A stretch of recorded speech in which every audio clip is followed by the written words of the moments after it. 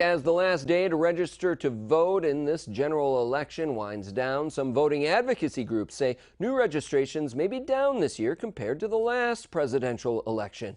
News Channel 34's Karina Capabianca has more on why that could be the case. Anecdotally, and this should probably be no surprise to anyone, because we are still reliant on a paper-based voter registration system, the numbers are way down.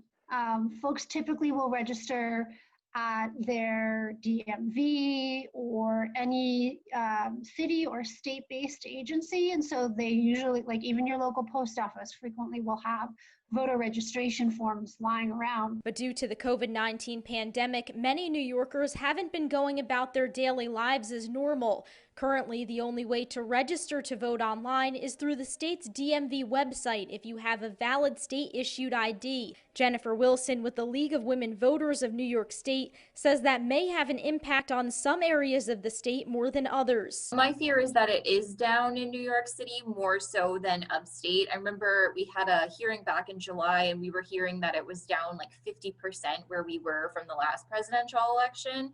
So I definitely think that people who live in the city, they typically don't have a DMV license because they're not driving. The pandemic has also made it more difficult to hold voter registration drives. We've been really limited since we haven't been able to do any in-person registrations starting from March.